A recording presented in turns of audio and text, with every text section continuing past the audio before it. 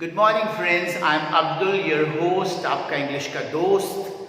आज हम, जैसा कि आप देख रहे हैं, कि बहुत ही इम्पोर्टेंट 10 वर्ड्स को डिस्कस करने वाले हैं और ये वर्ड्स हमारी पर्सनालिटी को रिफ्लेक्ट करते हैं। लेकिन इन वर्ड्स को डिस्कस करने से पहले मैं बताना चाहूँगा आपको कि हमारी ज़िंदगी में वर्ड्स की एक बहुत ही ख़ास अहमियत होती है। अगर हमारी ज़िंदगी में वर्ड्स ना हो तो जाहिर सी बात है कि हम कम्युनिकेशन ना कर पाएँ, ना अपनी बात किसी को कह पाएँ और ना किसी की बात को सुन पाएँ। तो जितने ज़्यादा वर्ड्स हम ऐड कर लेंगे अपनी वोकैबुलरी में, उतना ज़्यादा हम फ़ायदे में रहते हैं। हर इंसान का अपना एक पर्सनल वोकैबुलरी बैंक होता है, तो उस पर्सनल वोकैबुलरी में जितने वर्ड्स हम इंक्लूड कर लेते हैं उतना ज़्यादा फ़ायदे में रहते हैं। और वर्ड्स जो होते हैं इनकी एक अलग ही दुनिया होती है, क्योंकि हर वर्ड जो है अपने पीछे एक आइडिया छुपाए हुए होता है। तो the more words we have, the more ideas we have. जितने ज़्यादा वर्ड्स हमारे पास होंगे उतने ही ज़्यादा हमारे पास आइडियाज होंगे। इसलिए लफ्ज़ों को अपनी वोकैबुलरी में, शब्दों को अपने शब्दकोश में लगातार बढ़ाते रहिएगा, जिससे कि ज़िंदगी और ज़्यादा कलरफुल, और ज़्यादा हसीन, और ज़्यादा बातें करने लायक हो सके। तो सबसे पहले हम जिस वर्ड पर आते हैं वो हमारा वर्ड है ग्लटन। हो सकता है आप में से पहले किसी ने इस वर्ड को सुना हो। ग्लटन आमतौर से हम उस व्यक्ति को कहते हैं जिसे खाने पीने का बेहद शौक होता है, लेकिन उसकी खाने की कोई लिमिट नहीं होती है। He knows no limit and he believes in eating, eating and eating. जाहिर सी बात है, ये एक डिमेरिट है। हमारे पास खाने का एक सही तरीका होना चाहिए, कोई मॉडरेशन होना चाहिए। ऐसा नहीं कि खाए पर खाया जो है उसको हम यस करते चले जाएं, तो that is not going to be very good for our health. इसके जस्ट ऑपोजिट होता है फ्रूगल ईटर, जो अपने खाने पीने की आदतों में बड़ा संयमित होता है। who is very disciplined in his eating habits and he knows what to eat, when to eat and most important how to eat, right? तो फ्रूगल ईटर जो होता है उसे मालूम होता है कि मेरी लिमिट्स क्या हैं और कौन सी चीज़ खाने से क्या नुकसान है और क्या फ़ायदे हैं। तो आप लोग भी ये तय कर लीजिए कि आप इनमें से क्या है। आर यू ग्लटन और are you a frugal eater, right? Now we come to the next one, that is atheist. Atheist हम कहते हैं एक ऐसे व्यक्ति को जो ईश्वर को नहीं मानता, जो ये मानता है कि ये जो पूरी ब्रह्मांड है, पूरी की पूरी जो कायनात है, जो पूरा का पूरा हमारी सृष्टि है, वो एक तुक्के की वजह से, इट्स अ फ्लूक, ये एक तुक्का हुआ न मालूम कैसे और ये वजूद में आ गई। और वो कहता है कि there is no power in the universe that is governing it. कोई पावर ऐसी है ही नहीं जो उसको गवर्न करती है, और मैं किसी ईश्वर को, किसी पावर को नहीं मानता।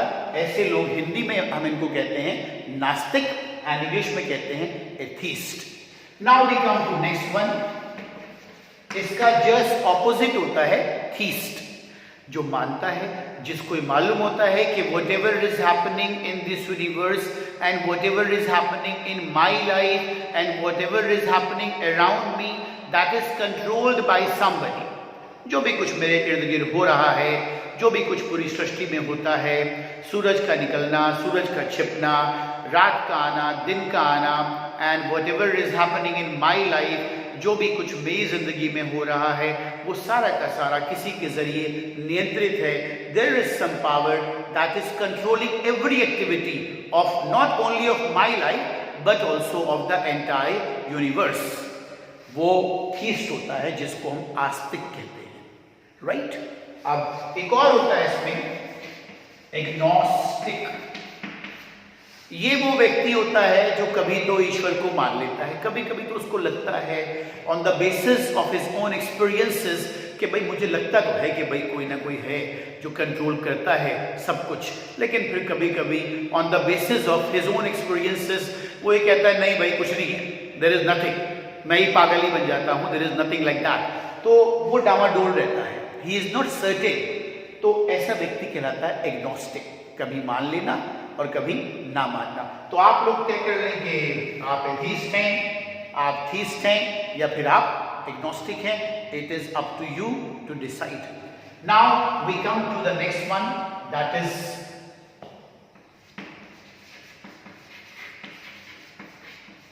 इंट्रोवर्ट. बड़ा ही इंपॉर्टेंट वर्ड है. इंट्रोवर्ट आमतौर से एक ऐसा व्यक्ति होता है जो अपने में ही खोया रहता है. ज़्यादा दोस्त बनाना, ज़्यादा मिलना जुलना, ज़्यादा शादियों में, पार्टीज़ में जाना, लोगों से कम बात करना, वो नहीं ज़्यादा खुल पाता लोगों से, वो अपने अंदर ही सिमटा हुआ होता है. क्लास में अगर बैठा है तो सवाल का जवाब येस और नो में देना, ज़्यादा घुलना मिलना नहीं, तो इंट्रोवर्ट. शर्मीला भी होता है, शाय भी होता है, राइट. अपने को ज़्यादा खुलकर अपनी जिंदगी जी नहीं पाता आमतौर से, तो that is introvert, right. The next one is extrovert. ये व्यक्ति एक्सट्रोवर्ट होता है, ये मिलनसारी में यकीन रखता है. ही believes in mixing up with the people. He believes that he should be among the people all the time. शादियों में, पार्टियों में, लोगों से मिलने जुलने में इसका बड़ा यकीन होता है. बल्कि शादी की कोई तारीख अगर पता चल जाए इसको, तो अपने कैलेंडर में वो एनसर्कल कर लेता है कि भाई ये मौका आने वाला है जब मैं लोगों से घुलूंगा, मिलूंगा, बातचीत करूंगा, एंजॉय करूंगा, अपने अच्छे कपड़े पहनूंगा. तो वो उसे एक चांस मानता है किसी शादी के और घुलने मिलने के मौके को. ऐसे व्यक्ति एक्सट्रोवर्ट होते हैं, राइट. नाउ आप इसमें डिसाइड कर लें कि आप क्या हैं, वेदर यू आर इंट्रोवर्ट और whether you are extrovert, right.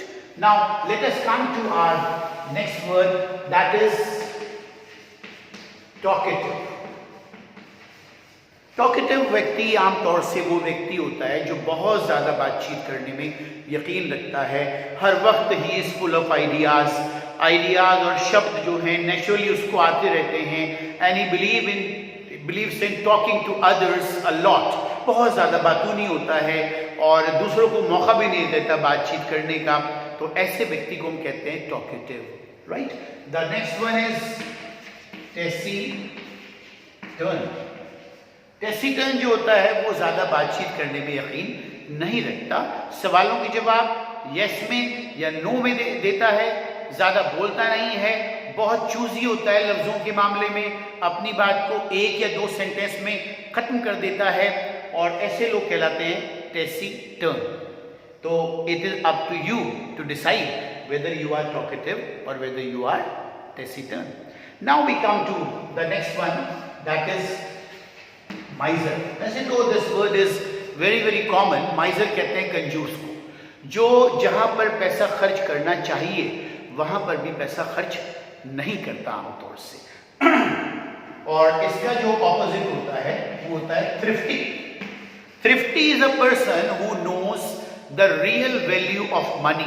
जिससे पैसे की कदर होती है, उसकी कीमत का अंदाजा होता है, बहुत सोच समझ कर खर्च करता है. जहां पर 100 रुपए खर्च होने हैं वहां वो 90 खर्च करता है, राइट. और इसके अलावा एक होता है स्पेंड थ्रिफ्ट. स्पेंड थ्रिफ्ट कहते हैं जो पैसा खर्च करने में यकीन रखता है, जिसको पैसे का दर्द नहीं होता है, जो ये जहां पर 100 रुपए खर्च होने हैं वहां वो 150 रुपए खर्च कर देता है. He doesn't know the real worth and value of money. पैसे की कदर नहीं करता है, खूब लैविश होता है, उसका लाइफ स्टाइल भी लैविश होता है. He doesn't know how to handle the money. पैसे को कैसे नियंत्रित रखना है, कंट्रोल में रखना है, कैसे खर्च करना है, उसे ज़रा भी इस बात की परवाह नहीं होती है.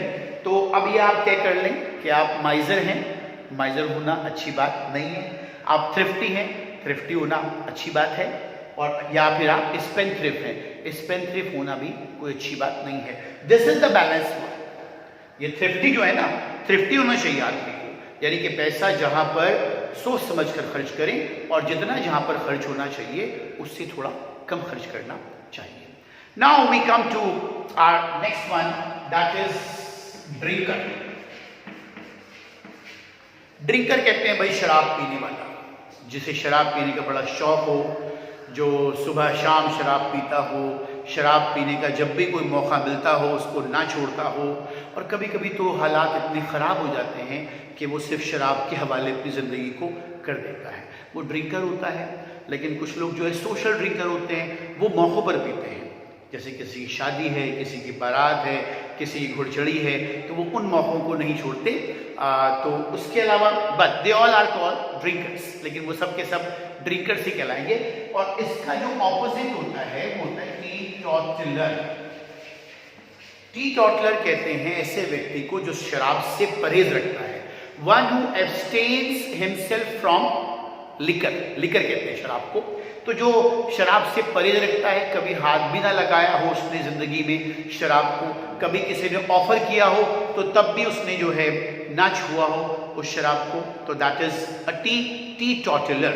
टीटॉटलर वो कहलाता है। 1 2 3 4 5 6 7 8 9 10 11 12 13 14 we have some other words also, and this is diffident. देखिए डिफिडेंट जो होता है वो क्या होता है? डिफिडेंट होता है जिसको नॉलेज तो होती है, ज्ञान तो होता है, लेकिन जब ज्ञान को कहीं रखने की बात आती है, कहीं अपने कॉन्फिडेंस को जाहिर करने की बात आती है, तो वो कर नहीं पाता, वो हिचक जाता है, हिचकता है, हेसिटेंट महसूस करता है, आमतौर से अपनी बात को पता होने के बावजूद भी कह नहीं पाता। जो मेन डिफरेंस है उसे पता तो होता है, लेकिन वो अपनी बात को कह नहीं पाता because of hesitation, because of shyness, शर्मीलेपन की वजह से या फिर शाइनेस की वजह से अपनी बात को वो कह नहीं पाता। इसका जस्ट ऑपोजिट होता है कॉन्फिडेंट। कॉन्फिडेंट होता है जो कम सलाहियतें होने के बावजूद भी अपनी बात को बड़ी मजबूती के साथ किसी के सामने रख सकता है। ये डिफिडेंट और ये confident. So try to be confident in life. जिंदगी में कॉन्फिडेंट बनिएगा, don't try to be diffident. Diffident बनने की कोशिश मत कीजिएगा। नाउ वी हैव, अब ये लास्ट इसमें, one is stubborn and docile. Stubborn कहते हैं जिद्दी, अड़ियल, म्यूल हेडेड। म्यूल कहते हैं गधे को, खच्चर को। सड़क पर कहीं खड़ा हो जाता है तो उसे आप लाख हटाने की कोशिश कीजिए, वो हटेगा ही नहीं वहां से। तो जो स्टबर्न होता है, जिद्दी होता है, वो किसी बात को लेकर नाराज हो जाता है और अपनी नाराजगी के बाद वो उसे जल्दी से खत्म नहीं करता है, बल्कि उस पर अड़ जाता है। कभी कभी तो बल्कि ज्यादातर मौकों पर वो अपनी गलत बातों पर ही अड़ जाता है और बिल्कुल भी समझौता करने की कोशिश नहीं करता, मनाने के बावजूद भी। तो ऐसे लोग स्टबर्न होते हैं। This is not a good sign. Stubborn होना जिंदगी में अच्छी बात नहीं है, हमें फ्लेक्सिबल होना चाहिए। इसका ऑपोजिट होता है डोसाइल। डोसाइल कहते हैं सीधा साधा, जिसने जैसा कहा उसने मान लिया। कोई उसकी शान में गुस्ताखी आपने कर दी, उसके बाद भी आपने सॉरी कह दिया, तो उसने कहा इट्स ओके। वो बात को दिल में आमतौर से नहीं रखता, जो सीधा साधा होता है, डोसाइल। तो these are the words that are representing our personality. ये वो शब्द हैं जो हमारी पर्सनैलिटी को कहीं ना कहीं रिफ्लेक्ट करते हैं, बताते हैं कि हम इनमें से कैसे हैं। तो आप लोग तय कर लीजिएगा, these words are just in front of you, और आपको बताएंगे ये कि आप इनमें से कहाँ स्टैंड करते हैं। लफ्जों को सीखते रहिएगा। The more words you have, the more command you are going to have on your language. सीखते रहिएगा, कोई मौका मत छोड़िएगा। That's all for the day. Thank you so much.